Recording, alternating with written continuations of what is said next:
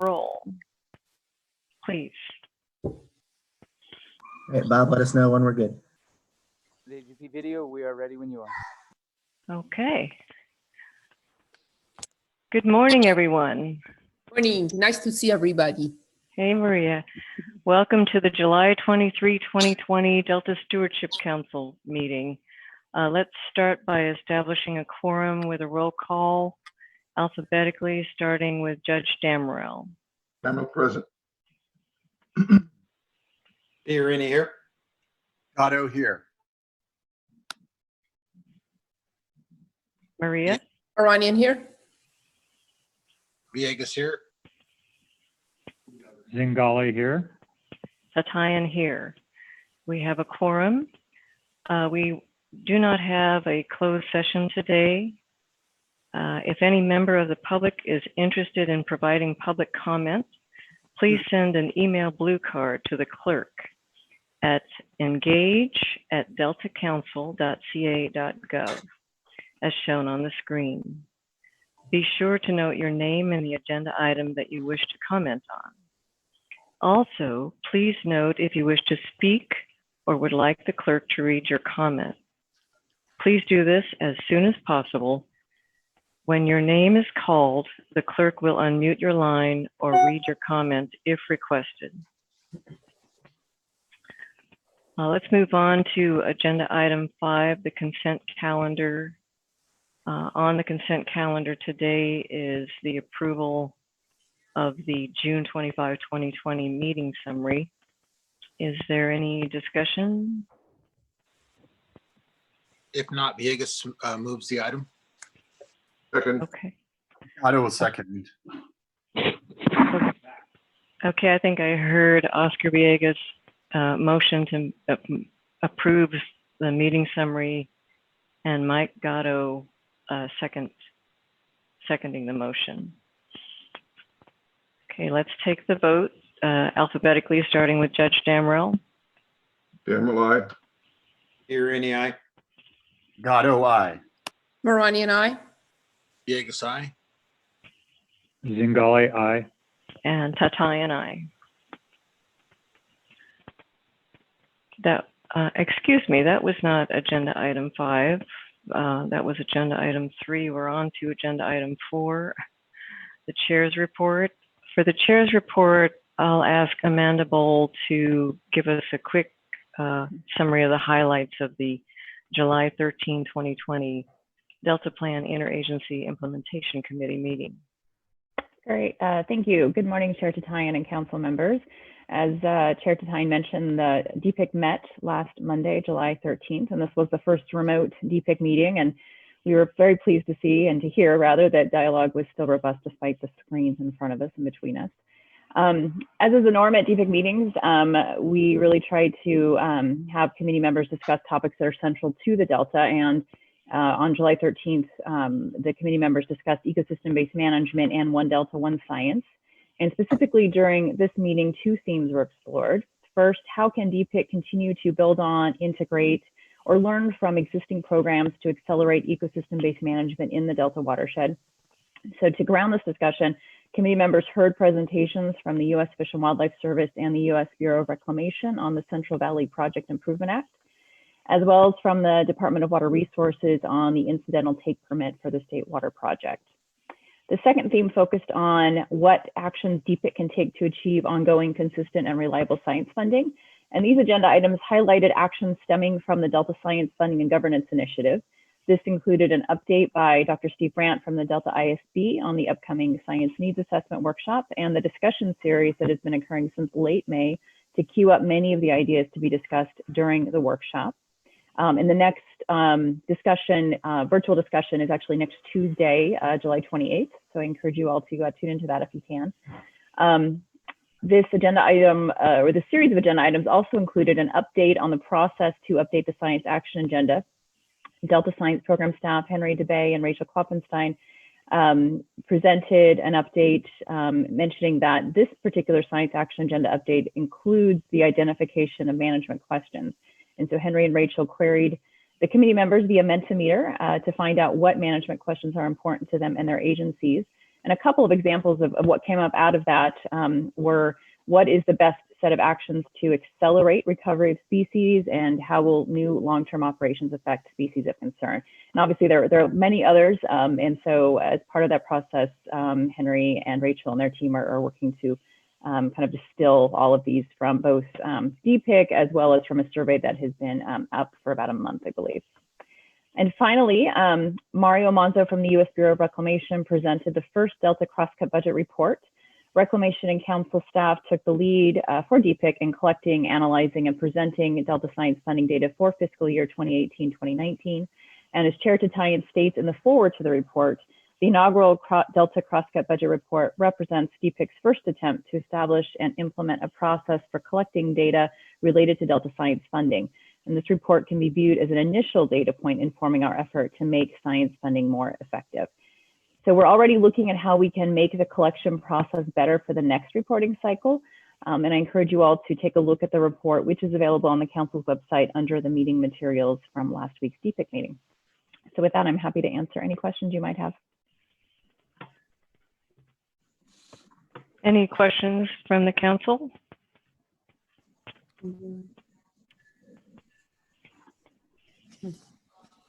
Okay, sounds like there are no questions. I want to compliment Amanda on all her hard work to pull these DPIC meetings together. And I'll note that at this particular DPIC meeting, the discussion was animated mostly by Regional Director of U.S. Fish and Wildlife Service, Paul Souza, who noted that Dan Castleberry is retiring. So there was a fair amount of discussion among the community about how much Dan's knowledge will be missed in all his contributions. Okay, with that, let's move on to agenda item 5, Executive Officer's Report with Jessica Pearson. Good morning. Morning. I'm going to start with a regular reminder of how the council is operating during the COVID emergency. In support of the state's efforts to combat the spread of COVID-19, our office remains closed. However, staff continue to work remotely and they're available to assist the public at any time. In addition, our public meetings are going to be held remotely until further notice. To contact staff at the council, anyone can email hello@deltacouncil.ca.gov to be directed to the appropriate staff person.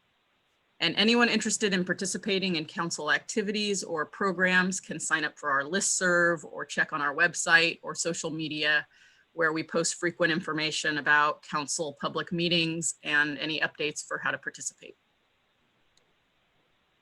Appropriate perhaps for a summer month, we did not have any Delta Plan implementation and coordination letters over the last 4 weeks, and there are currently no pending covered action certifications.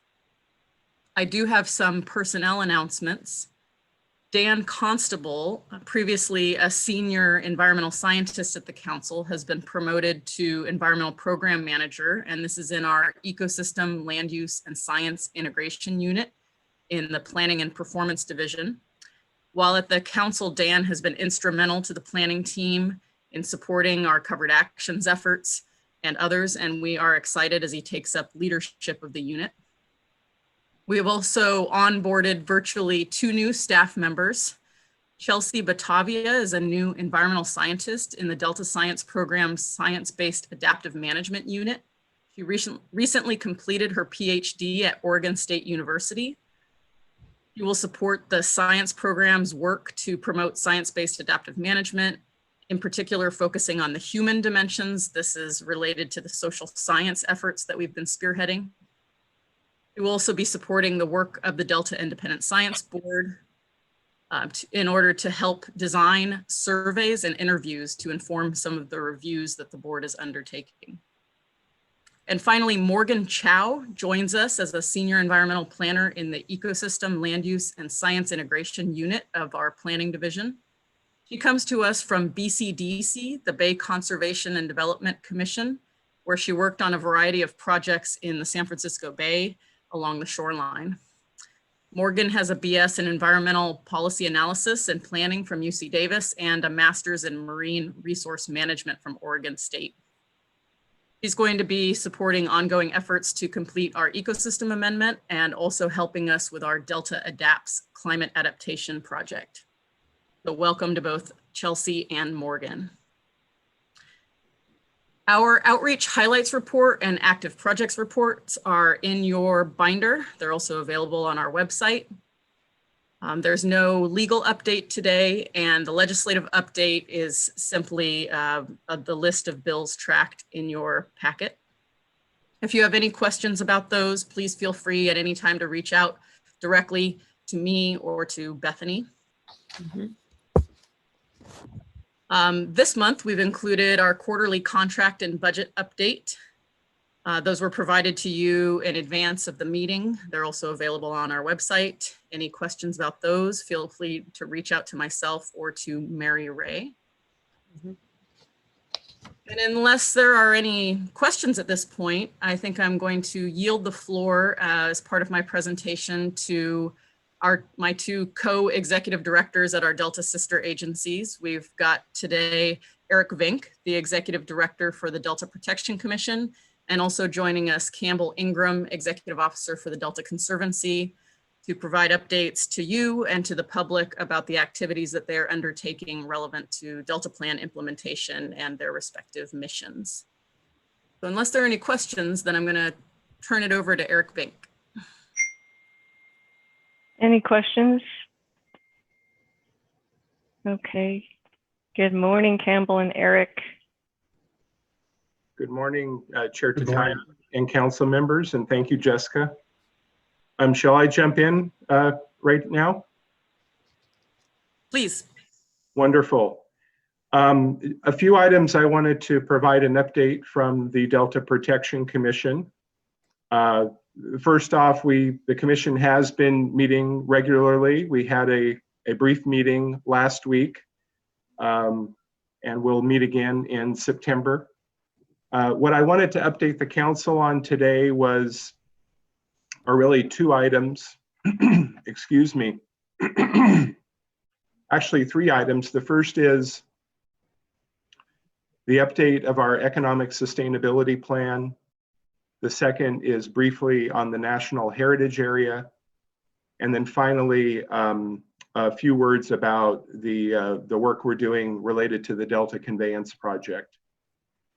To start with, the update of the economic sustainability plan, I believe it was about, well, I have completely lost track of time. It might have been 9 months ago. It might have been more than a year ago when both Campbell and I presented to the council. At that time, I provided a pretty detailed overview of the snapshot picture of agriculture in the Delta, at least as it existed in 2016.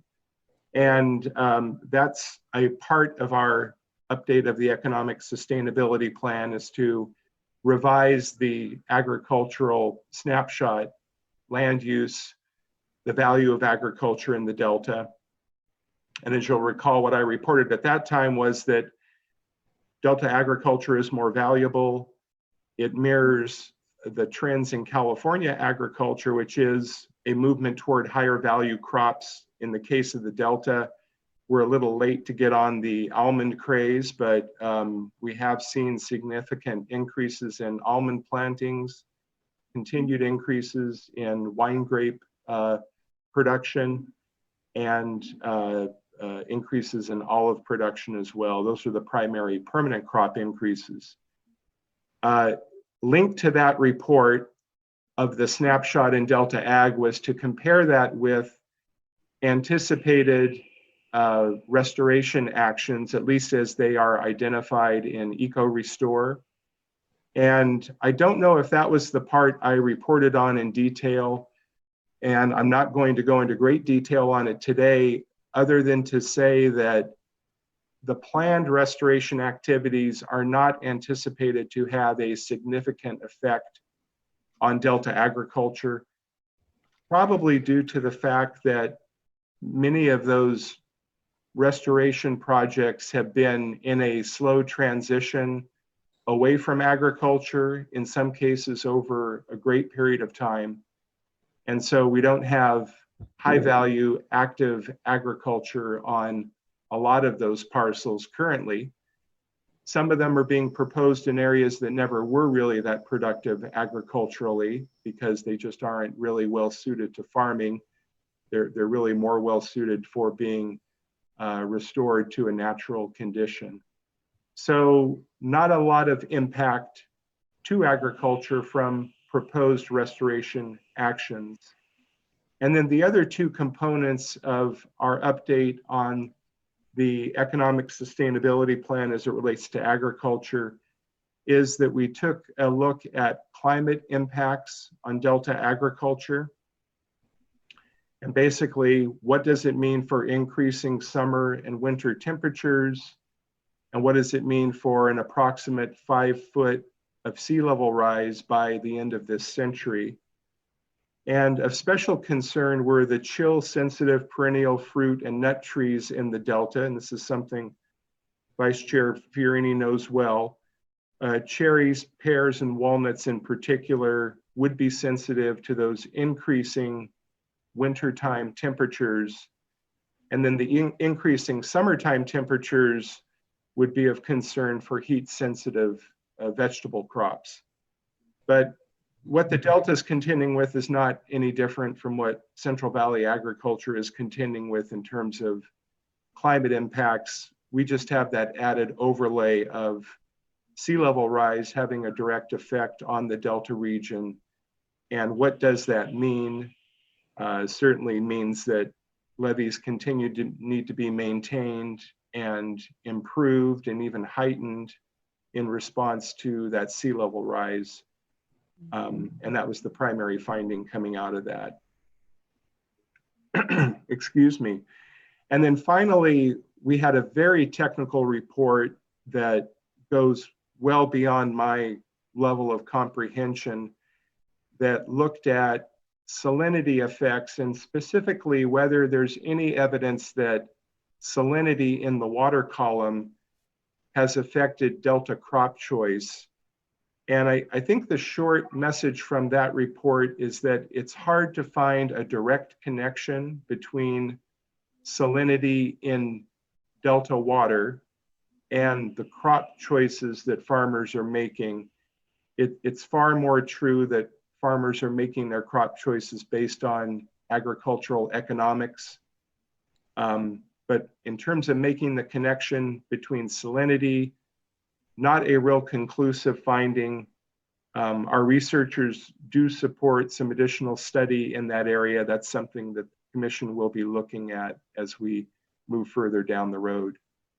So that's kind of the big picture on the ag update of the economic sustainability plan. We'll be transmitting these reports to the council and frankly to any interested parties very soon. We'll post the most digestible of the reports on our website. The others are going to be very difficult to put in a format that we can post on our website, but we will make them available to whomever is interested in them. So at the same time that we're kind of wrapping up our ag update of the economic sustainability plan, we're knee deep in updating the recreation and tourism chapter. And at our commission meeting last week, we did update our commissioners on some focus groups that were very interesting in terms of the comments they unearthed from either recreation operators, recreation users, people who might want to even recreate in the Delta region. And those focus groups were additionally interesting because we initiated them before the pandemic and then we continued them in the early stages of the pandemic. But they will inform the update of the recreation and tourism chapter, as will the continued synthesis of different studies and reports that have been prepared, some by the commission and some by other entities such as state parks. And then finally, a recommendation on what additional research might be necessary to help better inform the picture of the recreation and tourism economy in the Delta region. So covered a lot of ground there on the economic sustainability plan update.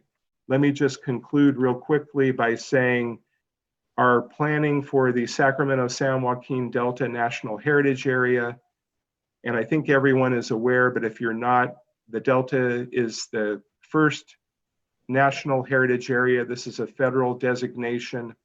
Congress passed its legislation in March of 2019.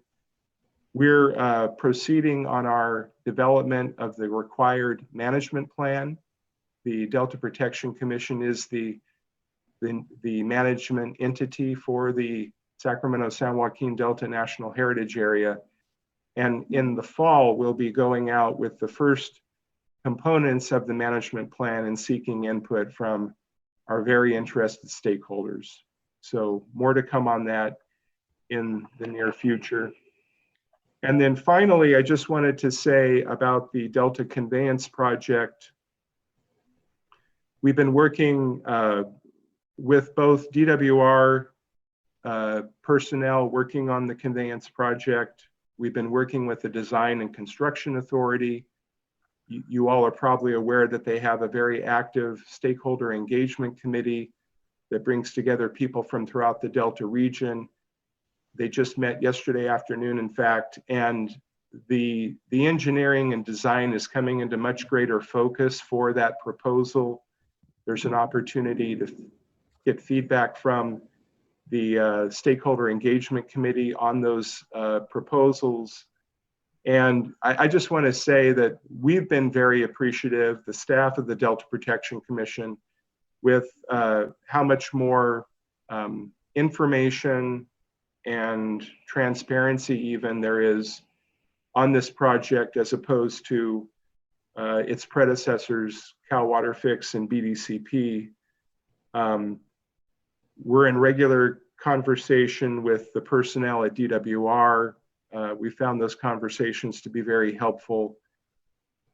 Doing a lot of the engineering up front is incredibly helpful for people in the Delta region to really understand the full impact of this proposed project.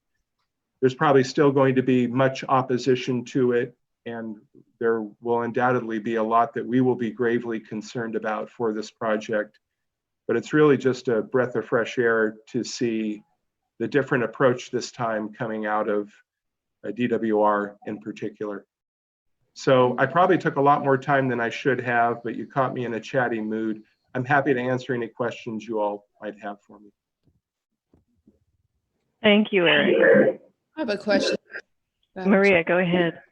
I have two questions. One is that when you were doing the report, you talked about there are areas that were never very strong or conducive of agricultural uses. And what has been the state of them, and how is the protection in case of these land being implemented? What do we want to make out of them? Or how do we want to protect them? Well, the properties I was specifically referring to have been identified for restoration, and either the restoration is underway. In some cases, it's relatively complete in terms of getting it all prepared for nature to take over and for it to restore on its own through natural functions in the coming years. But these are all properties that have been identified for restoration. And so what we were unable to do is to go back and take a real good historic look at, you know, say a parcel that is currently the subject of a restoration. At what point was it agricultural, and then when did it make that transition away from agriculture, or perhaps when did it make a transition from higher value agriculture to a less intensive use in preparation for the ultimate restoration of the project? But what we found was, if there was active agriculture, it was fairly low value. We didn't see any instances where there was a high value crop there in 2014, say, and that it was completely converted away from that by the time the restoration process began. I don't know if that answers your question. Does, in a way, I'm trying to still understand that. How do we define the restoration for each of these properties? And well, natural restoration is a part of it, but when we say restoration is to restore them to what, you know, I know it's case by case of Yeah. that has been, but what are some of the examples of it? Yeah, well, tidal marsh restoration would be one where you reintroduce tidal functions to a property, and the property is at the right elevation so it can restore. And the restoration ecologists are probably cringing right now at my simplistic explanation. But the other is there's wetland restoration projects that are occurring where, you know, you're just flooding up a certain property to promote the establishment of wetland type vegetation. I don't know if that helps, but it Does. those are probably Make it to go back to be an agricultural land. In some cases, it's water storage. In some cases, it depends of what it was or what it could be, the potential of the. When we say restoration, it means many things, and I'm trying to see. My question was, what is exactly restoration? And it could be different from one land to the other. And what is the attempt to bring it back to its what era, what use, and how we define all that? Yeah, probably the one common feature is that there's a very active management role to make this happen. So it's not just where you abandon a piece of farmland and let nature take over. There's more active involvement to alter the water features, to do perhaps grading on the property, to change the elevations on the property to make it more suitable for the ultimate restored purpose. But there's an active involvement of people and usually heavy equipment at the start of this process to make it suited for the natural functions to ultimately, restore it over time. That take over, is that like, let's say if a property owner says, you know, I want to do this, and this land really is not conducive for at certain, what rules govern that? The restoration, are there restoration guidelines that says, no, you can't make this, I don't know, whatever that this person wants to make it? Yeah, there probably is someone else that could better explain that, because I'm getting way out on a very thin limb here in terms of my understanding and expertise. But I mean, the Delta Plan plays a certain role in terms of identifying areas that are most suited for restoration. But I think what's true is that a landowner that wanted to do this, as long as they didn't need required permits, if they just want to stop farming some of their land and let more natural vegetation take over the property, there's really nothing standing in the way for them to do that. And again, I don't know if that answers your question, but I probably should defer to someone else on where you're going with those questions, because it's certainly not my expertise. Sure. And I have one more question on the when you were talking about the Delta, the EIR, or not the EIR, the engineering work and all that. Is the project definition really clear right now, and everybody knows what it is, and the sentiments are more positive? I mean, is that what you thought it is, or you said? Well, you're talking about the Delta Conveyance project, the single tunnel. More details are emerging all the time. I think I was at least surprised to learn from yesterday's meeting that one of the intakes that was proposed in the scoping is now off the table. For those of you following, intake 2, no longer being considered for the project. And so, those details are emerging all the time. I wouldn't say that there's a sudden love affair with the project from the Delta. Everyone's still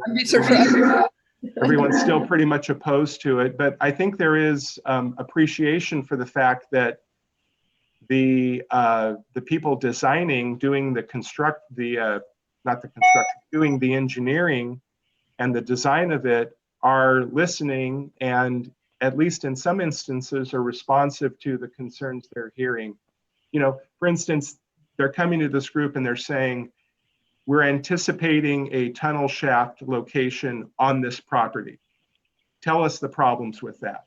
And then people say, oh, that road is, you know, important for emergency vehicle traffic. I'm just making up an example here.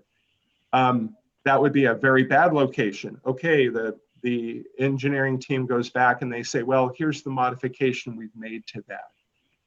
And in the hypothetical example I provided, it's a good modification. It avoids the problem that would have been created by placing at one location. It might create other problems by placing it at a different location.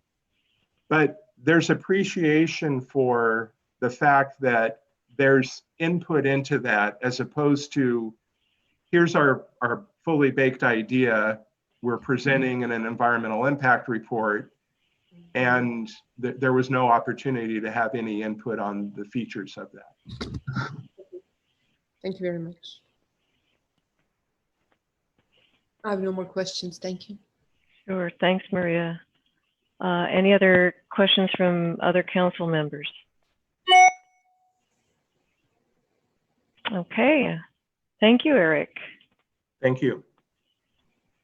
Thank you, Eric, very much. And yeah, I think a lot of Maria's questions get at exactly what kind of guidance the council is trying to provide as we update Chapter 4 of the Delta Plan, both in the form of recommendations and revised regulations, where projects are best suited to occur, level rise, you know, what types of restoration attributes projects should pursue and are appropriate for the area, how they should best engage with locals. Those are all the topics that we're tackling in that draft ecosystem amendment that's currently out for review and soon will be subject to environmental analysis for more public. Thank you. Thank you, Jessica. And with that, I think we'll see if Campbell Ingram from the Delta Conservancy is on the line. I'm here. Good morning. Campbell, the floor is all yours. Great. Good morning, Chair Tatayan and council members. It's great to be with you this morning to give you an update. We had our board meeting yesterday in the morning, and the Conservancy continues to be open for business. We're working 100% from home, and of course, having our board meetings on Zoom like you all are. I did have a little write-up in our board packet about our 10-year anniversary. Like the Stewardship Council, the Delta Conservancy turns 10 this year. Staff came online early in 2010, and then we had our first board meeting in March of 2010. And I shared with the board that this anniversary kind of snuck up on me until I read Jessica Pearson's blog on the Stewardship Council's 10-year anniversary, and it triggered that, yes, we in fact 10 years old too. It is a momentous occasion and an opportunity to look back on the things that we've achieved. I'll give a little bit of update on Proposition 1 and Proposition 68 programs and the funding that we're moving. But I think by and large, we've met our statutorily created purpose, which is to be a partner to the Delta community, and then show that the state can work in partnership with the community to do ecosystem restoration and economic development. So we're very proud of our achievements over the last 10 years and feel like we're really well situated to do great things in the future. Obviously, funding is going to be a major driver there. If well resourced, we should be able to do great things, be able to continue to do great things. So I want to give you a little bit of an update on our Proposition 1 program and then Prop 68, and then I'll talk a little bit about our carbon work too. So I think Proposition 1 goes really to the heart of Maria's questions earlier. We are an implementer of ecosystem restoration. In the Delta, we have $50 million from Proposition 1. Over the last 4 years, we've run 4 solicitations, open solicitations for projects. We now have 29 projects on the ground affecting about 8,000 acres in the Delta. Now, all those projects vary widely in terms of the types of habitat that we're creating, but they are all reviewed by independent experts, as well as they must demonstrate local support and a recognition that these projects fit well within the fabric of the Delta system and the local communities. And so again, we're very proud of the fact that there's local support for all 29 of those projects moving forward. One of the other things that we did early on with some of our Proposition 1 planning money is we did bring together various planning efforts where we would take a region of the Delta and try to work with local interests as well as scientific experts and all the agencies to help really at a regional, more drilled down regional scale. Where does restoration make the most sense? How do you think about where you can get the most value for ecosystem restoration, but also have the least amount of impact on the agricultural systems and the economic viability of the region? So I think probably the best example of that is our public land strategy that came out early in 2019. So anyway, I think those nest nicely under the Chapter 4 revision, and ultimately they provide us a pretty good framework and architecture about where we best do restoration, where it works the best within the Delta existing systems, and tries to maintain economic viability as well. We're very excited that our Proposition 68 program is now up and running. This is our community and economic enhancement grant program. We have $12 million for that. We have received 11 concept proposals, currently reviewing 9. We've invited 5 of those back to develop full proposals. We're in the process of reviewing 3 more of those now, and then 2 were ultimately deemed not consistent with the program and will not be moving forward. But it's our first block of money to actually be doing some sort of economic development in the Delta, and there's a pretty wide variety. There's some there's public access projects. There's visitor centers. There are trails. There are museums and parks.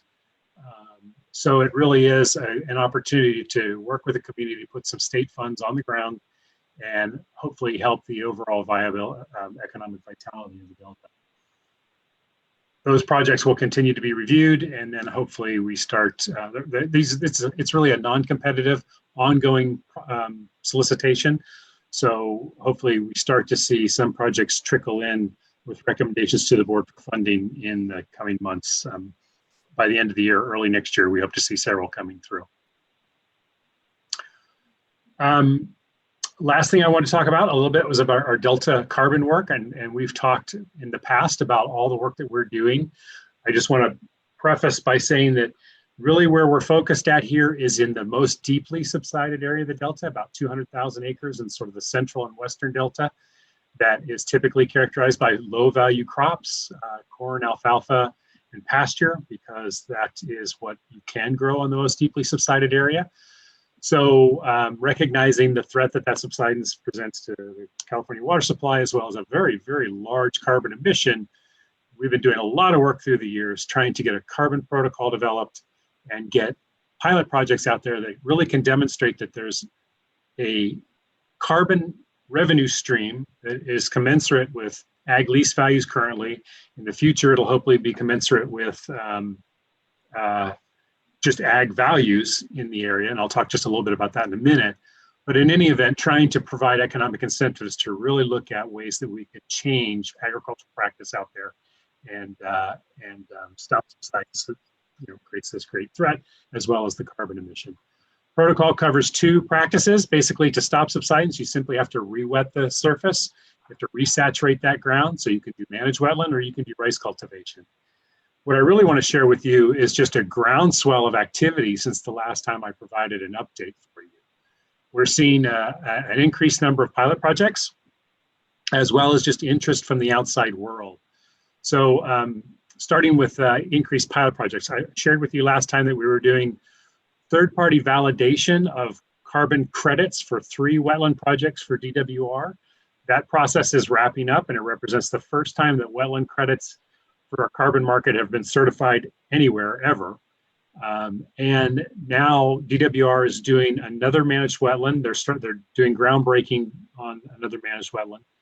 The Nature Conservancy has converted several hundred acres to rice cultivation on Staten Island, and they're looking at doing more next year.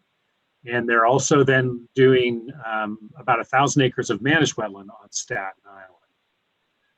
A very prominent Delta rice farmer who we all know and love is converting, he's a farmer now, but he's converting over 1,000 acres to rice in the near term. Actually, that's happening right now.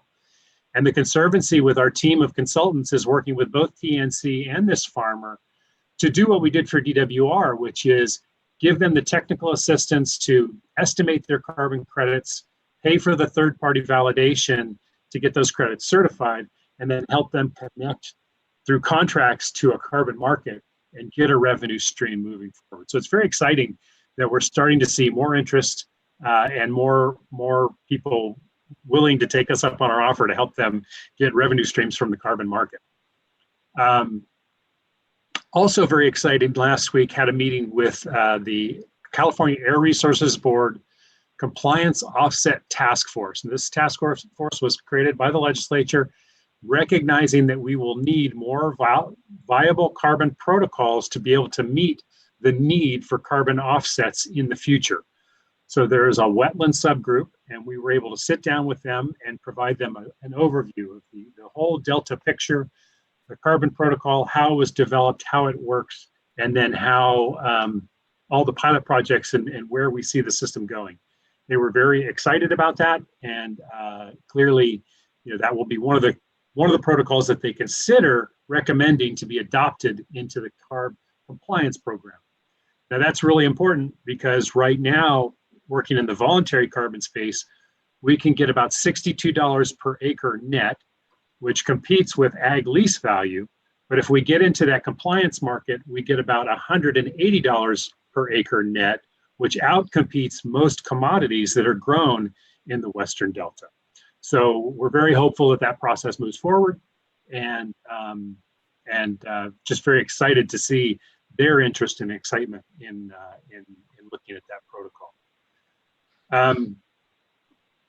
Another meeting that same day, met with the SMUD board, and they had actually provided about a quarter of the funding to help develop the protocol that was developed back in 2017. And just to give them an update, show them where we're headed, and they're very focused on trying to offset their current emissions and even really thinking about how to offset their past and historic emissions. They see the Delta as a very fertile ground for projects that are very relevant to their community and their region. And so we'll be having further conversations with them about the types of pilot projects that they might want to be able to engage in. Last meeting last week was a great week for carbon. I mean, there was just a lot of great exchanges. But I was contacted by a consultant for the Pew Charitable Trust, and the Pew Charitable Trust is really looking very seriously at getting more engaged in blue carbon, and that led them to Delta Carbon, which is sort of blue carbon. So had a really nice conversation with them about, again, just giving them the overall picture, where we see this headed, the significance of the issue. And again, very excited. They will be reporting back to the Pew with a section about the Delta, and anticipated that they would the Pew would want to reach out to our team and get more information. So another, potential partner, and a partner that's willing to bring some funding to the table. So I think I'll stop there and entertain any questions, and I always appreciate the opportunity to provide you all an update. Looks like Randy has a question. I have a comment. Campbell, you must be very encouraged. It feels like a tipping point in terms of finding the financial resources and outside interests to help move farming to a more sustainable approach. That $180 an acre figure is significant. And I know that we've talked about, if we could just get $150, we could incentivize growers to change their practices. It sounds like you're almost there. So congratulations. Well, thank you. I appreciate that. It does. It definitely feels like we're reaching a threshold where we might really pick up some significant momentum. So. Hi, this is Daniel. Daniel. Just to echo Randy's comment, to hear you say last week was a good week for carbon was a rare moment of optimism in a difficult situation we're all in. So it's good to hear, and the details too. Yes, thank you, Campbell, for all your diligent, relentless focus. And it's really wonderful that the carbon opportunity is actually opening up. That's so exciting that you've got some major forces within the Delta willing to experiment. Yeah. It's terrific. Thank you. Well, are there any other questions for Campbell? Maria, looks like I think you're still on mute.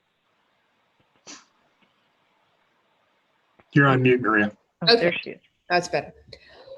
So my question, I think some of the questions, Campbell, that I asked before, probably you can shed some light on. And you talked about coming up with certain kind of a development that, or some certain kind of projects that includes public benefit and a number of other things, restoration, in the levees and all that together. I was wondering, are these already started, these projects, or it's just the methodology with which you arrive at certain kind of projects like that? Because it's no different than doing development or, multi-benefit projects anywhere else, in a way.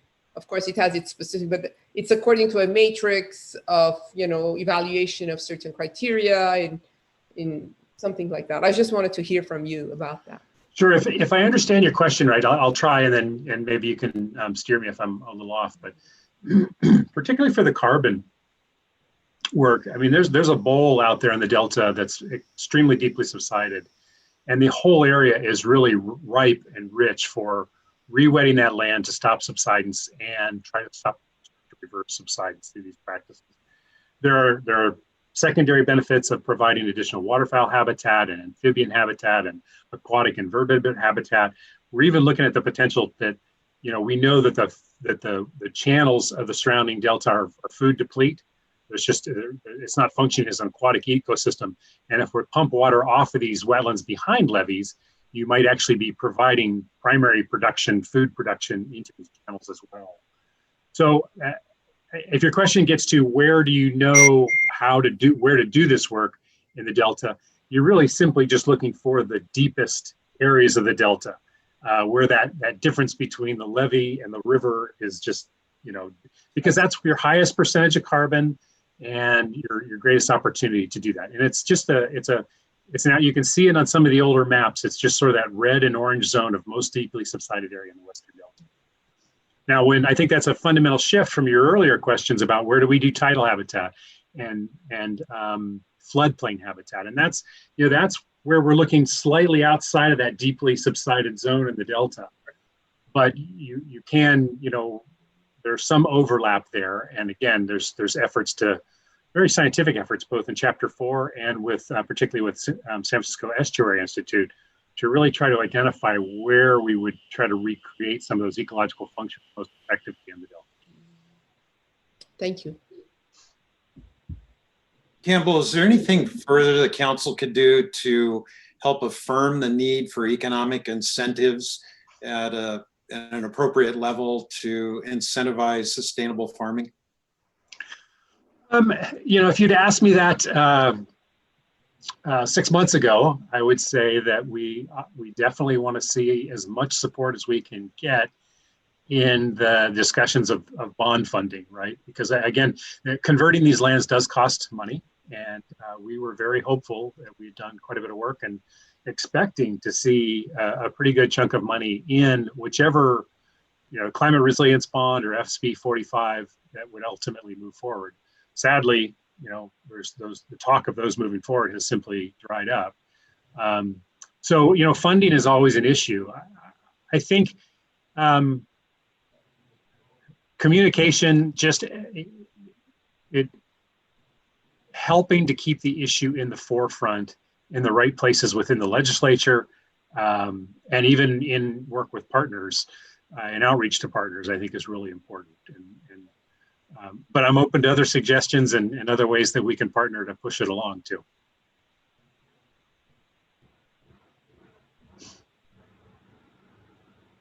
All right, well, thank you. Thanks, Campbell. Thank you, Campbell. Thank you for your leadership on that issue. Unless there are any other questions, that concludes my executive officer's report, Chair Tatayan.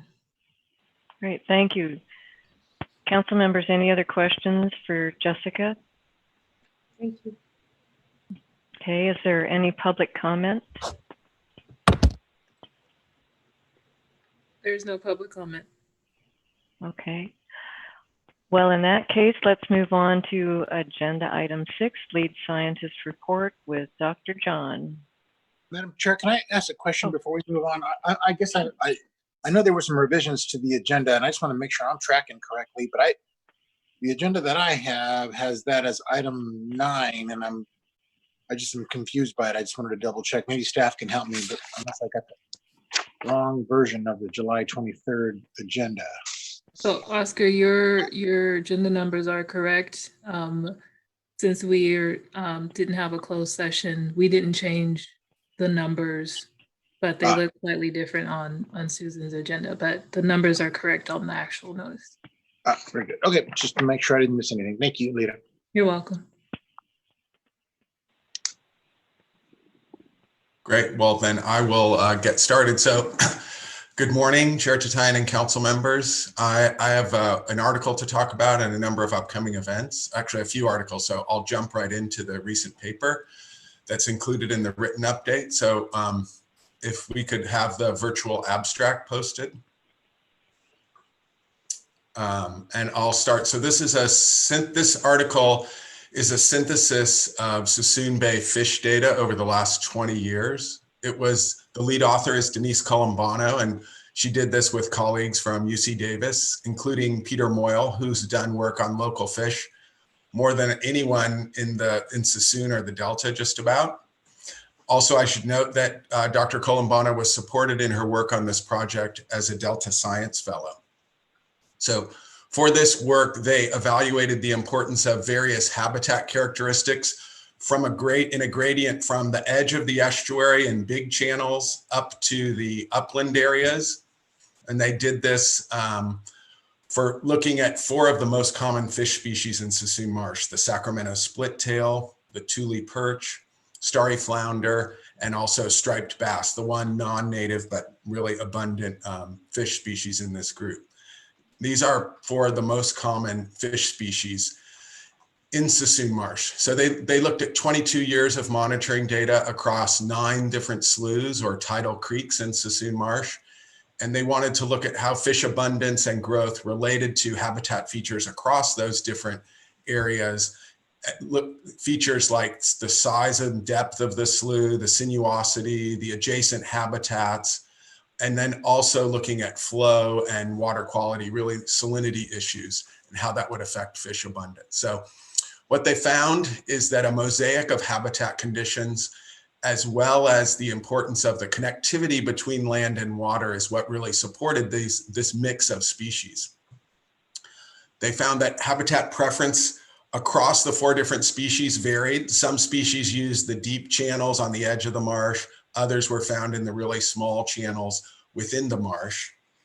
And importantly, habitat preference for the species changed as the fish matured from juveniles to adults. So that really highlights the importance of this connectivity between habitats if we're going to provide nursery support for fish populations. So looking at the figure there with the 2 different images, what they concluded was that effective restoration and management really does need to incorporate this mosaic of connected habitats that reflects the dynamic conditions that are found in the natural sloughs. The top figure is an idealized picture of natural sloughs. And really in terms of restoration, we don't need to create exactly that complete natural landscape, but we do need to have a mix of habitats, and connectivity is really essential. So those are their findings and recommendations. And this, I think, really directly reflects the recommendations in the update to Chapter 4 on the Delta Plan, with the emphasis on process-based restoration and connectivity as a key way to improve conditions for fish and for other species in the Delta and the estuary. So any questions on this paper? John, I don't have a question, but I want to compliment the visual abstract here. Wonderful way of boiling the concepts down. Great, I'm glad you appreciate those. And Byron Riggins, the Sea Grant Fellow, put this together. So I will convey your thanks on to Byron. Yeah. John, this is Randy. I didn't notice in the executive summary any reference to predation. And I'm wondering what an overlay of predation hotspots would look like on this map. So that's a great question and a segue. In addition, they didn't really look at predation, but I wanted to briefly include two other papers, and one paper that specifically focuses on predation and that I know we had talked about over the last few weeks. So I'll briefly talk about two other papers. I don't have a visual abstract for them, but I think they're really good companions to this paper. So this paper really highlights the importance of habitat and connectivity issues. Two other papers. The first one is a paper of a 2017 field study that was in the South Delta specifically on predation of juvenile Chinook salmon. This was done by Cyril Michael and his colleagues at NOAA, and as well as colleagues from UC Davis and other institutions. So they used a really innovative system to measure and evaluate predation rates with drifting buoys that record environmental conditions that have a tethered juvenile salmon connected to that buoy, so they know exactly when and where predation is occurring and what the associated conditions are with predation. So they documented relatively fine-scale patterns of predation in the South Delta. They found that predation rates were highest, as you might guess, when a predator is nearby. Also, when water temperature was warmer, turbidity affected predation, as did the presence of submerged aquatic vegetation. And they also found, they put these buoys and tethered fish out in the afternoons, early evenings. They found that just in the few minutes before sunset and right after sunset was exactly when the highest rates of predation were occurring, which is what any fisherman would tell you as well. So these results really confirmed the hotspots for predation, such as the head of Old River. But with this fine scale data, they were able to put together a model of overall predation rates. This was in 2017 with relatively high flows. So they can't compare within different predation across years, but within that year, they can get a very good understanding of the fine scale impacts of predation, which were relatively significant. Their recommendations were to think about a mix of approaches. Predator removal at hotspots could have some effect, although in another paper they found that was really challenging to keep predator numbers low without really significant efforts in removing them. But they also highlighted that given the impacts, the relationship between temperature and timing of predation, that if you can release, for the hatchery fish, if you can release them earlier and get them downstream when temperatures are cooler, they're likely to have lower predation rates. And then they also highlight the importance of habitat restoration and creating refuges for these fish. So a suite of different activities that might reduce predation rates. And if you're interested, I'd be happy to provide you more details on their work or provide you with a copy of that paper. And then the third paper, I'll highlight very briefly. This was a paper that came out last year on they looked at 2 decades of flow modifications and Chinook salmon migration and returns on the Stanislaus River. This was by Dr. Anna Sturek and her colleagues. What they found was, for the Stanislaus, what they found was that lower and less variable flows were associated with fewer migrating juveniles. So with greater flows and more variable flows within a year, you're going to get more juveniles migrating out. And also those lower flows and less variable flows resulted in fewer returning adults. Obviously, there's a mix of factors affecting the returning adults. But also they found that the flow modifications, the reduction in the variability of flows on the rivers can lead to a reduction in the timing of when the migration occurs and reduced genetic diversity within the population. Given the high level of natural variability that is in flows that's existed in our river systems over time, this has resulted in fish populations that have a very diverse mix of individuals in terms of their timing of when they're going to migrate. Some migrate early, some migrate mid-season, some migrate later in the late part of the spring. But modified flows now are selecting for a really much less diverse population. And so what we need to think about is that loss of diversity, especially with climate change, will reduce the resilience of these populations to be able to respond to future changes. So, as with the other papers, they acknowledge it's not just flow modifications that are causing these changes. Loss of habitat, warming temperatures are also affecting the diversity of the fish populations. But I think altogether, these three papers really highlight the mix of factors that are affecting fish populations: habitat and connectivity, predation, temperature, flow in a variety of different ways. And so if we want to have an effective restoration effort, we really need to think about all of those different factors to improve conditions for fish. No single one is, given how impacted the populations have been, no single one is going to be a magic tool that's going to cause, incredible responses, but really we need to think about addressing all of those. So any questions on any of those papers?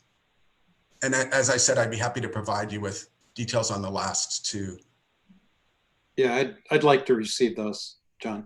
Yeah, I would as well. Thank you, John. Sure. Any other questions from the council members? John, does that complete your report?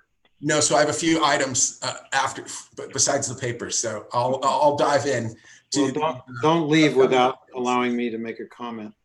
Okay, so in your report, there's a summary of the science needs assessment, the pre-workshop discussion series, and I've mentioned this in the past. Remember that the science needs assessment is an effort that's co-hosted by the Delta Independent Science Board and the DPIC. It's been developed over the last 6 to 8 months and has grown out of the Science and Funding Governance Initiative that's been going on for a number of years. The goals for this workshop are to identify science that will address long-term management challenges, especially those around climate change, and then to discuss how to organize the science enterprise to address those challenging long-term issues. And this effort is closely associated with the Science Action Agenda update. The Science Action Agenda looks at short-term immediate management needs and with the relevant science, whereas the science needs assessment is looking at longer term climate change focused issues. So the workshop is planned for October. It originally was planned for the spring, but had to be postponed. And given the postponement, we've had a series of pre-workshop discussions. We've already had 2 so far that have been really successful with close to 100 participants for each of the discussions online. The next one will be coming up Tuesday morning, July 28th at 9:15. It'll feature Denise Conrad from the science program and the council, Mike Chakowski from USGS, and Stephanie Frong from California Department of Fish and Wildlife and the Interagency Ecological Program. And it'll have a focus on the science that's needed to address these long-term climate change related issues that we've been discussing in the previous discussion series. And then the last discussion will take place September 9th, with the workshop occurring in early October. I mentioned the science needs assessments closely connected to the Science Action Agenda. That we will give you a more detailed overview of the update to the Science Action Agenda in the coming months. But remember that the Science Action Agenda is a a critical document that identifies the science actions needed to meet current management needs. And the current science action agenda was developed back in 2017 and runs through 2021. It's a science program-led effort, but with broad community engagement. And the effort to update it is already underway, given that we really want to facilitate this broad engagement. The focus of the science action agenda is on these science actions, but the update is intentionally starting with identification of management questions. And this is driven by the recommendation from DPIC and others to link management questions to science actions. So there will be a workshop on management questions September 29th. And as I said, we'll give you a much more detailed overview of that in the coming months. And then there's also information in your update on the Spring Run Chinook Salmon Science Workshop. You know, we put on a number of workshop and symposium. This workshop will assess current knowledge and data gaps for spring run Chinook salmon in the Sacramento Valley. And it will inform the development of population estimates for the Central Valley spring run Chinook salmon, something that is one of the key recommendations from the Biological Goals Advisory Panel that we've talked about in the past. And this is being supported by the science program in coordination with the Department of Water Resources and the California Department of Fish and Wildlife. It will be September 8th to 10th, 3 half days. It will be online, as all of our meetings are now. And so as a way to try to break things up and engage people, rather than have one long day, we'll have 3 short half days to discuss these issues. And then not in my summary, but important events coming up as well is the Iep Workshop. So remember, the Iep is the Interagency Ecological Program that is tasked with completing monitoring to evaluate effects of the water projects, as well as just get a better, broader understanding of the Delta's ecosystem. Their workshop is normally held in the spring, but it was postponed until the fall. It now is going to occur online. They also are going to break it up. So it's going to be 10 2-hour sessions on Tuesdays and Thursdays from August 25th to October 13th, with the same topics that would have been covered in the in-person workshop. So that will be happening this fall. And then in the spring, the Bay Delta Science Conference normally occurs in the fall, but is going to be occurring in spring 2021. This also will be fully virtual. It will be held in March or April. A save the date for the conference will be coming out very soon, so keep your eyes out for that. The call for abstracts will occur in September or October. And this that will be held jointly with IEP as well. So IEP will participate in the Bay Delta Science Conference jointly for the first time. And then I encourage you to look at the By the Numbers report that Byron Riggins also put together for you. And that highlights, relatively low precipitation. We're at about 60 to 70% of precipitation. And similarly, relatively low rates in flow, reservoir levels slightly higher than that, given the management concern of holding some water back for if we may be going into a longer term drought conditions. So that is all I have to cover. If you have any questions, I'm happy to answer them. Thank you, John. Are there any questions for John, council members? And I think Randy wanted to say something. Yes, John, will you be providing us a lead scientist report next month? No, I will not, Randy. I'll be teaching class at University of San Francisco. Probably, I don't know exactly. No, my class is Monday, Wednesday, but unfortunately I will not be here. Well, I just wanted to express my sincere appreciation for the 3 years of service that you have so faithfully provided to the Stewardship Council as the lead scientist. I personally have benefited tremendously during my full-time service when we operated next door to each other in the office. I know I was constant past to you asking questions and offering thoughts, and you were always so patient and so thoughtful in the way you followed through and provided information. You have been an outstanding mentor to our staff. And you have been able to bridge that science and policy divide. Bringing science to inform policymakers is very hard to do, and you've done it tremendously. Your quarterly reports to the State Water Resources Control Board have helped to inform those decision makers about current science and the need to apply that to important decisions. So I just wanted to take this opportunity to say thank you. And Susan and Jessica, John provided a summary at the end of the 3 science reports talking about the comprehensive nature of addressing fish needs in the Delta, that there is no silver bullet. I wish you could post his summary comment and make it available. There are so many people that think, well, if we only did this, or if we only did that, we could fix things. And John, I thought your summary was brilliant.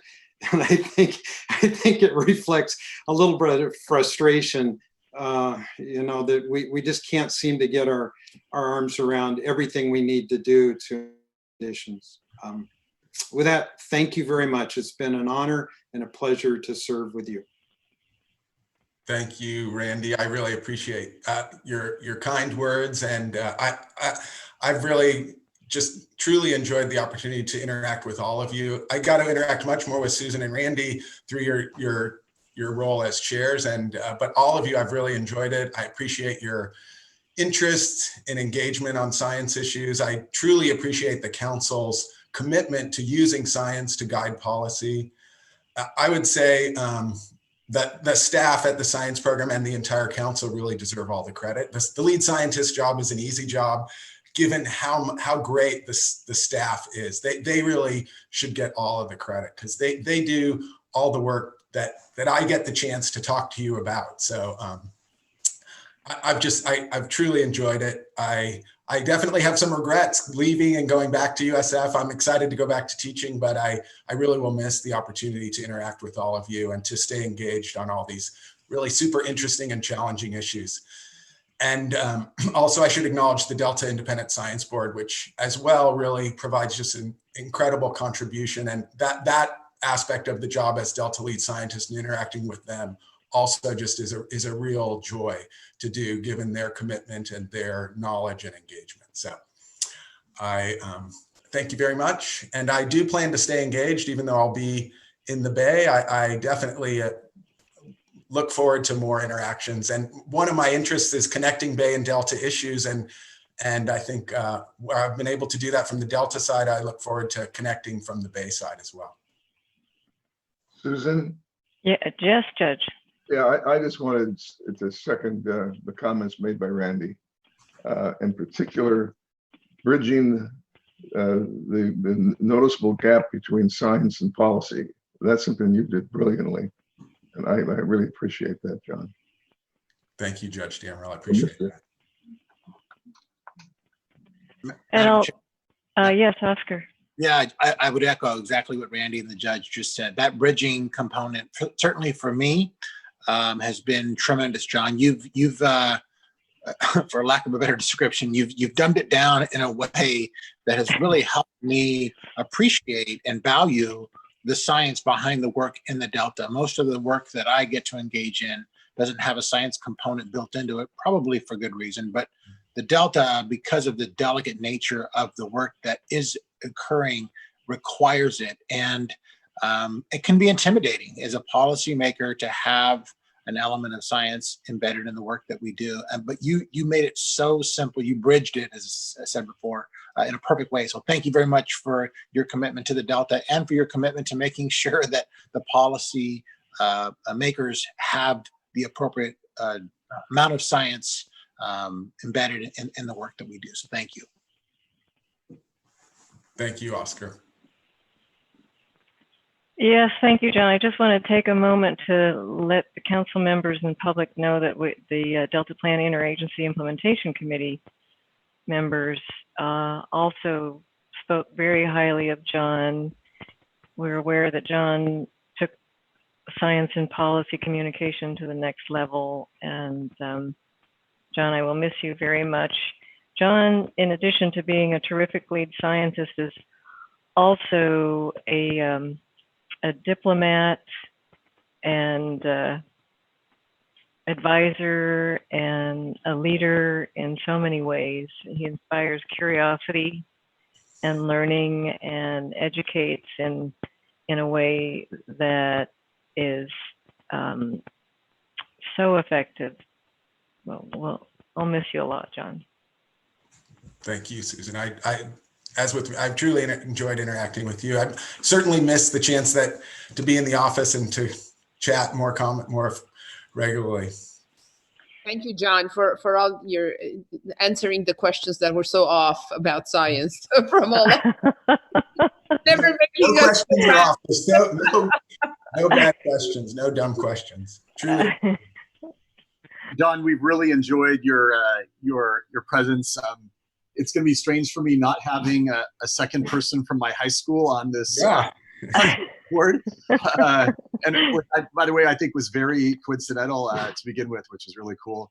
But you've really been awesome. I mean, bringing science in an understandable, digestible way really takes massive skills.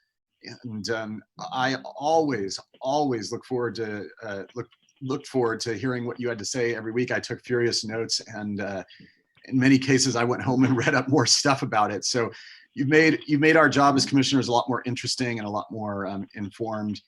And we will stay in touch. I would love to, from time to time, ask you questions that are within your area of expertise, if that's okay with you. Certainly. Happy to do that. Thank you, Mike. Thank you.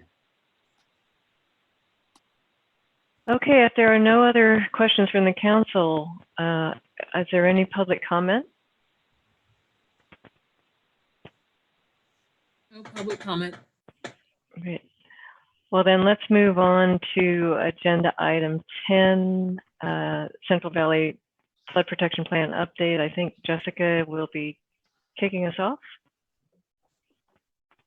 Thanks, Susan. Actually, I'm going to hand it off to our team, but I want to make sure that Brandon and everyone has a moment to get queued up here.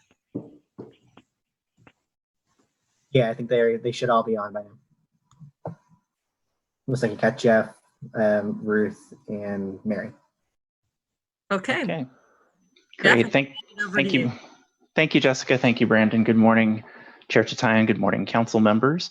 It's a pleasure to be here this morning to address the council with regard to the Central Valley Flood Protection Plan update, the 2022 update to that plan. I'll just offer a little bit of background, and then we'll ask Mary and Ruth to present to the council some deeper background on the plan and the update process that's underway at this point.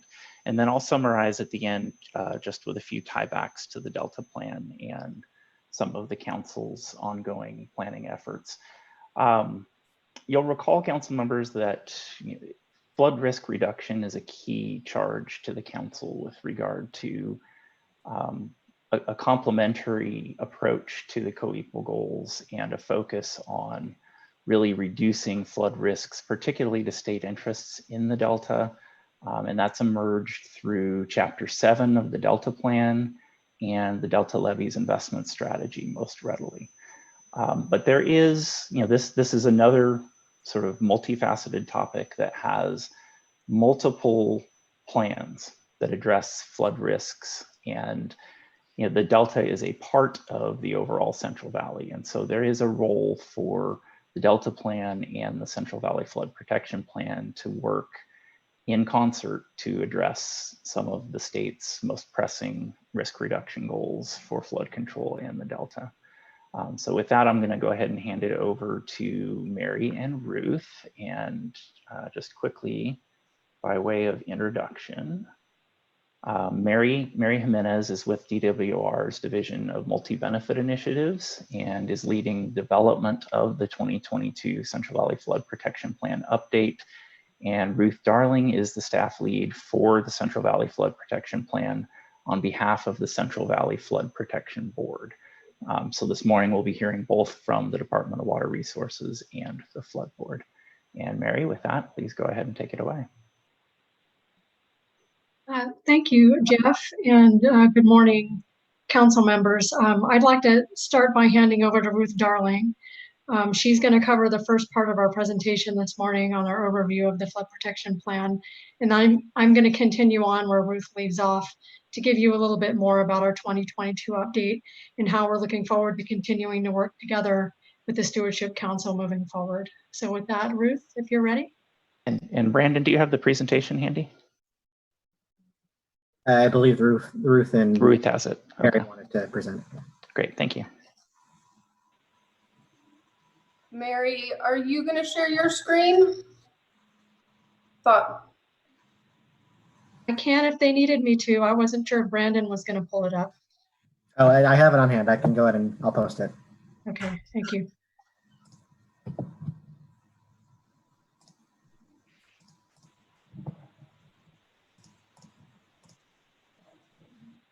Take it away. Okay, thank you. Thank you for the introduction, Jeff. My name is Ruth Darling. I'm a program manager for the Central Valley Flood Protection Board. And I just want to say thank you for inviting us to present on the Central Valley Flood Protection Plan. Chairwoman Tatayan, council members, and Executive Officer Pearson. It's a pleasure to be here today. Next slide, please. Okay, just to start off, what is the plan? The plan is a strategic plan to improve flood risk management in the Central Valley. Since its initial adoption in 2012, the plan has guided flood risk management investments to improve emergency preparedness and response capabilities, as well as increase critical flood protection in California's Central Valley and address maintenance deficiencies in the flood system. The Central Valley Flood Protection Plan describes a system-wide flood management planning approach. The system includes 1,600 miles of levees. 380 miles of those are in the Delta. There's an extensive system of bypasses and floodways. Several areas are in deep floodplains. And it also encompasses two major, very different river basins, including the Sacramento and San Joaquin basins. Each of those contain over 5 major rivers. So the plan covers a diverse landscape, including major urban centers, rural and small communities, agriculture, habitat, as well as critical infrastructure. Next slide, please.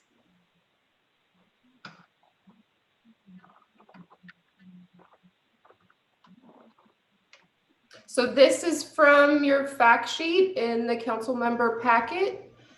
So recognizing that the Central Valley Flood Protection Plan was formulated to address flood risk to a wide variety of sectors, including the ones called out here on your slide.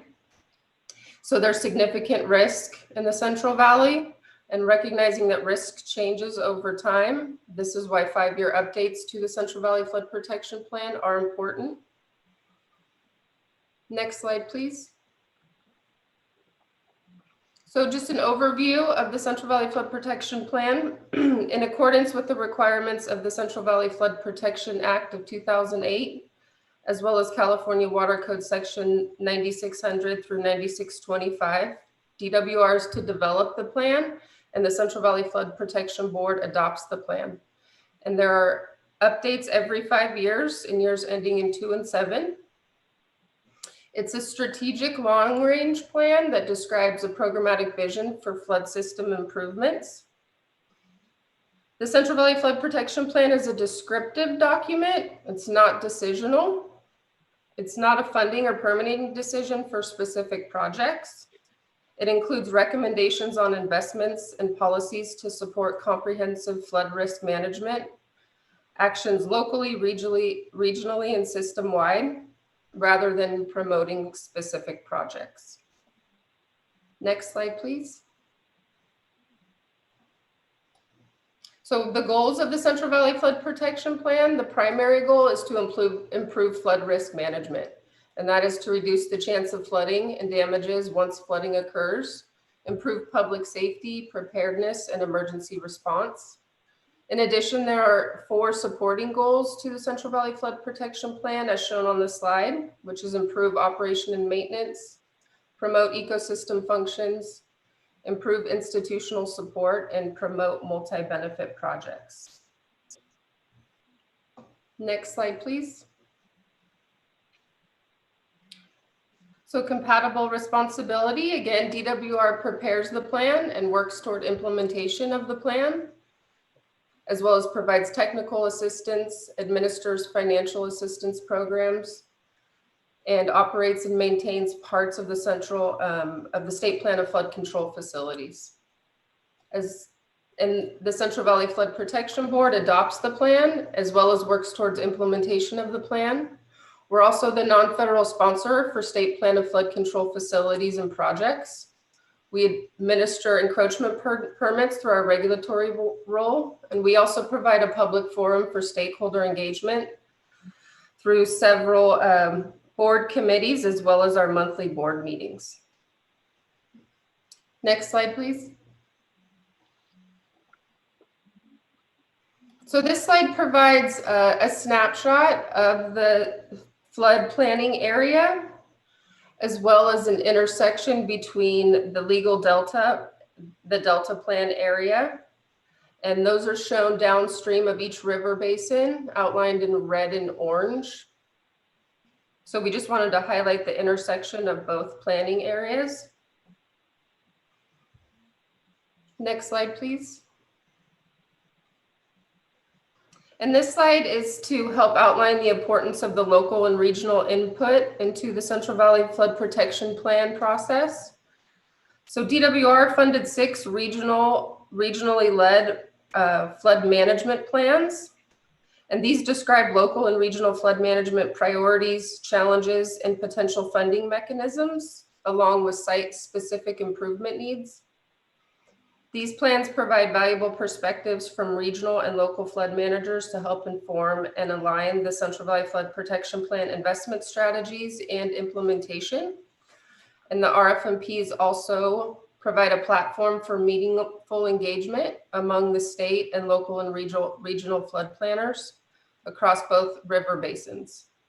So the yellow outline in the titles, the lower Sacramento Delta North region, as well as the lower San Joaquin and Delta South region, both included planning recommendations for the Delta area. So because the Central Valley Flood Protection Plan is a system-wide plan supported by details contained in the RFMPs, we wanted to highlight this, the RFMP process to you. And in addition, the Central Valley Flood Protection Board provides a public venue for stakeholders to engage the state on flood management activities, including the plan. So the board has shown the importance of the local and regional perspectives through several committees that are designed to inform and engage stakeholders and solicit feedback from the community and stakeholders, as well as in addition to our monthly board meetings. And with that, I'd like to turn the next slide over to Mary.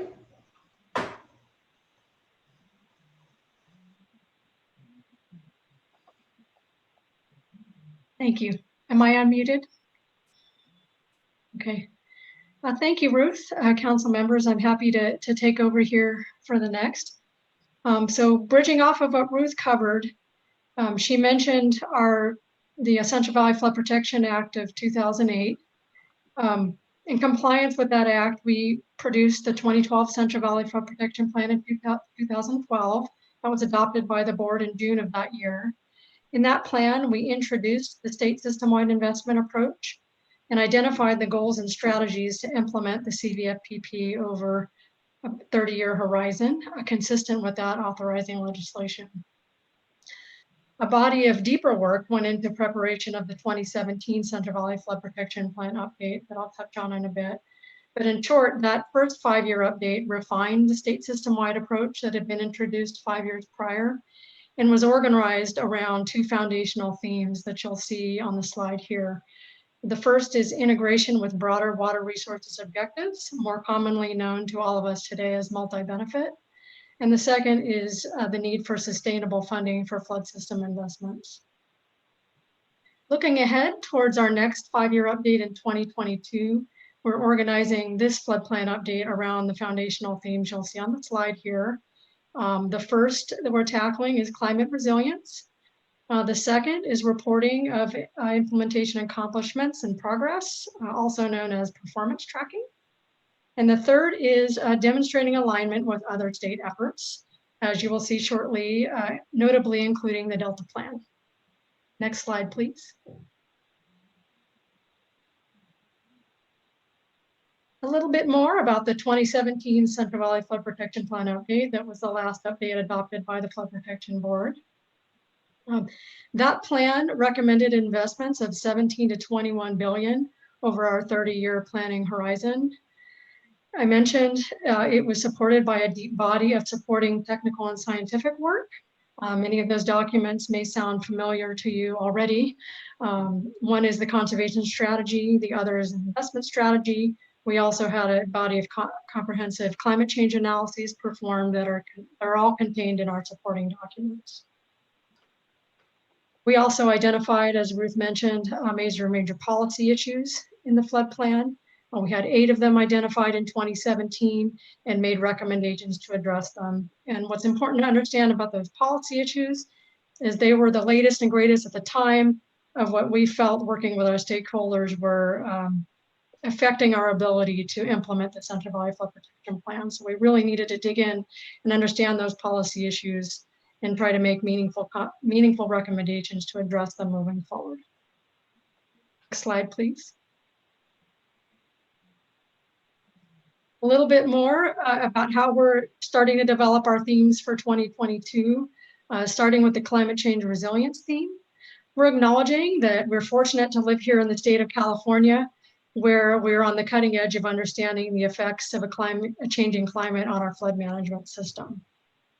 Moving towards 2022, we have a great opportunity ahead of us to build upon the analyses done in 2012 and 2017 and be informed by new data, and continue to use a comprehensive risk management approach in the CVFPP to increase climate resilience and provide multiple benefits. Next slide, please. In thinking more about tracking accomplishments and performance, also known as performance tracking, we're going to, bridging off of our work in 2017, show that development of a comprehensive performance tracking system can be done to improve return on investment for state taxpayers and provide accountability. We have some ongoing efforts to develop a performance tracking system that we initiated after 2017 to track progress on implementing the CVFPP. It's still in its relative infancy, but we have some work ahead of us to move this forward in the next couple of years, including consideration of both flood management and ecosystem restoration metrics, as part of our multi-benefit plan. Next slide, please. And we're excited to explore and improve alignment with other state efforts that are changing as we speak. The 2022 update will align with the other state efforts that you see listed here on the slide. If I could put a flashing light around the third one listed, the Delta Plan. Very happy to be here meeting with you all this morning to talk more about that.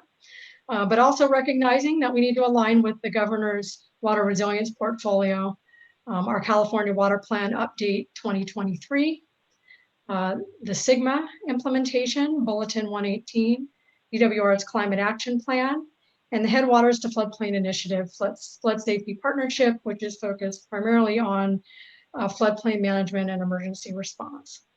Next slide, please. A little bit more about the Central Valley Flood Protection Plan and Delta planning. I wanted to start by recognizing the current collaboration that is underway. There was a memorandum of understanding signed between DWR, the Flood Protection Board, and your council back in late 2017.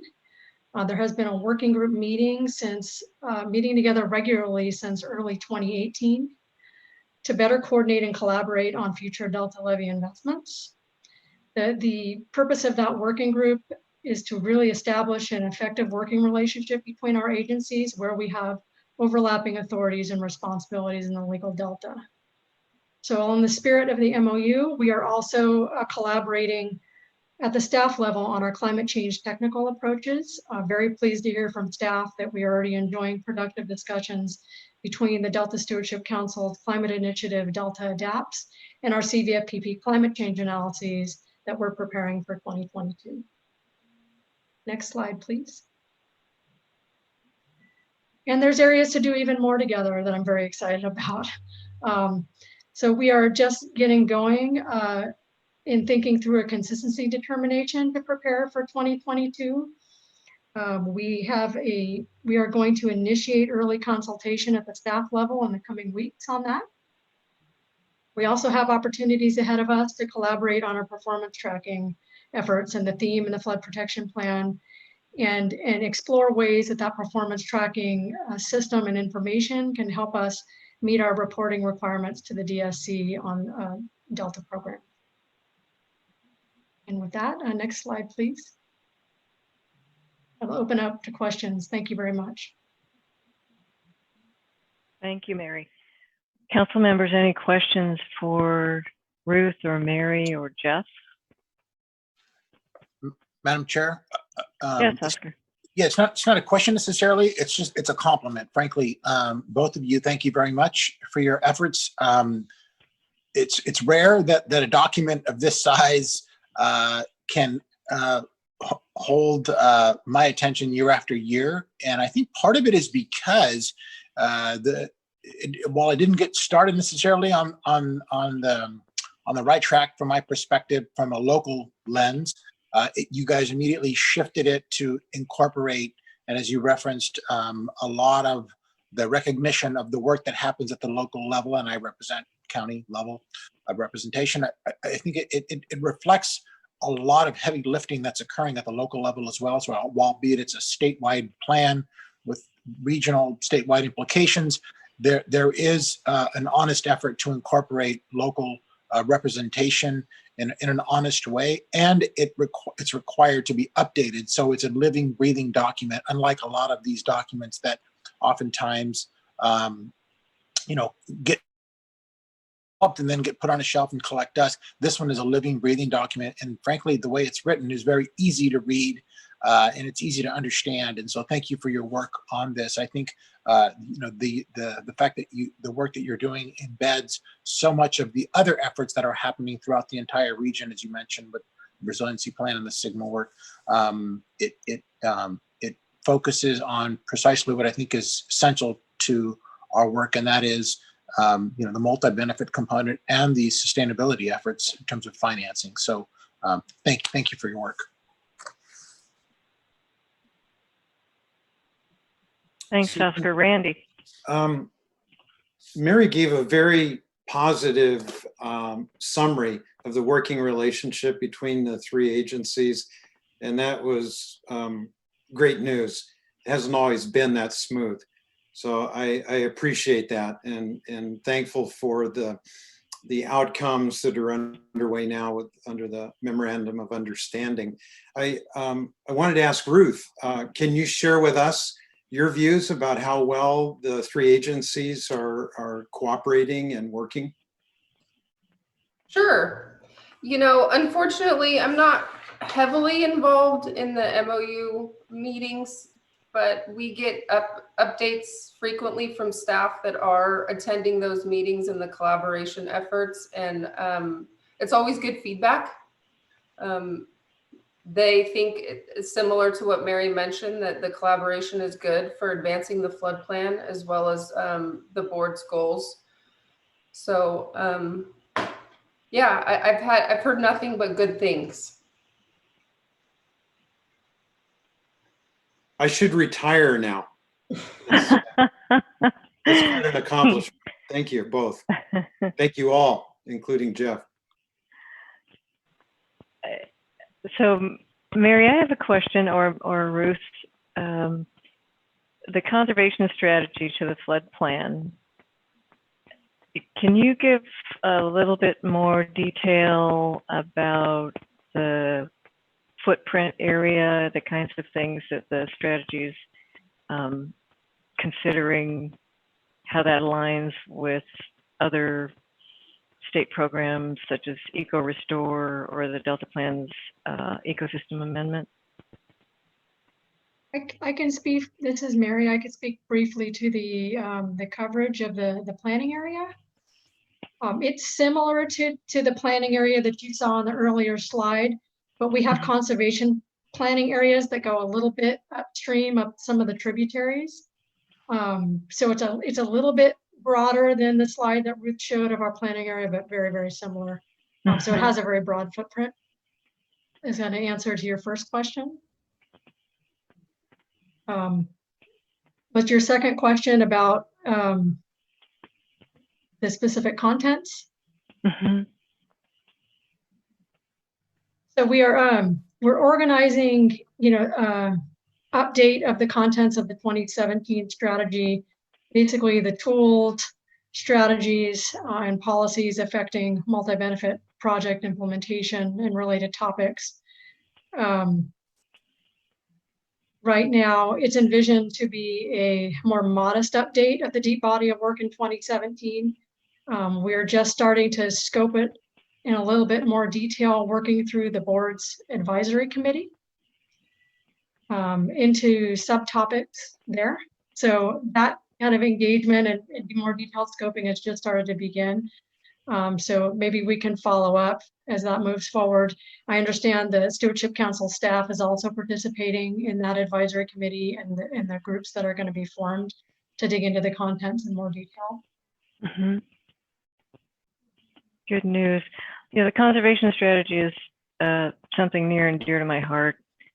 In a past life, I worked with some of the first flood protection plan folks and getting a conservation strategy going, and I'm so excited to see that it has, at least the 2017 version, brought in some details. And I was thinking for this update, it would be terrific if the flood plan at least alluded to or gave some kind of description of how the flood plan's conservation strategy and the California Department of Fish and Wildlife's conservation strategy and the Delta Plan ecosystem amendment and Eco Restore, and there are all these conservation strategies and efforts to restore populations of various endangered species. And not that I'm asking the flood plan to do a detailed analysis, but at least inform the public that there are these other plans, here's how they connect, and here are the species and habitats that they hope to benefit, to show the public that these agencies are giving the public the most bang for the buck and actually thinking through these connections. That would be terrific. I agree. That's a wonderful comment. Thank you. Oscar, looks like you have a comment. Yeah, it just occurred to me, yes, it's a question. The 2017 plan, I remember, if I remember correctly, it had reference to the work that was going to be undertaken or was being undertaken as it relates to the NFIP program. A lot has occurred since then, and I just wondered if there is plans to update that portion of the plan, because I know that program, the National Flood Insurance Program, has its challenges, as we know. There has been some movement in some areas, and I just wondered if the plan was intended, the update to the plan was intending on addressing kind of where we are relative to that issue, and whether or not there's going to be additional work in that area. Yes, that's a wonderful comment as well. We do need to dig back into those policy issues from 2017 that included, one is what's happening with the NFIP. So we do have an opportunity and a need to update that in 2022.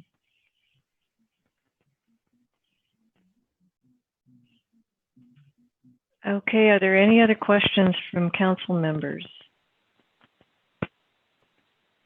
All right, how about any public comments? Madam Chair, I had just a few closing remarks. Oh, excuse me, Jeff. I'd like to offer for the council if that's possible. Yes. Okay. And I'm going to share my screen. Oh, sorry, Jeff. I think I beat you to it. Oh, you got it. Okay, thanks. So I just wanted to take just a few minutes and summarize for the council from sort of council staff's perspective, the overlaps between the Delta Plan and the flood plan, but with really kind of taking a hard look at some of the ongoing activities that we have underway. And just again, looking at, for the Delta Plan's key objectives, really involve the co-equal goals and reducing flood risks to state interests. So you have the water supply components, the ecosystem components, the flooding, and Delta as an evolving place. As we've heard Mary and Ruth summarize some of the key objectives of the flood plan, a shared objective of reducing flood risks, improving operations and maintenance, shared objective of promoting ecosystem functions, and shared objectives with regard to promoting multi-benefit projects. And the way we see the flood plan really working integrally with some of the council's activities are illustrated in the center circle here between the Delta Levees investment strategy, our ongoing work on Delta Adapts, real overlaps, and we're hopeful for maybe some integrated approaches with regard to the flood plan's conservation strategy and the Delta Plan ecosystem amendment.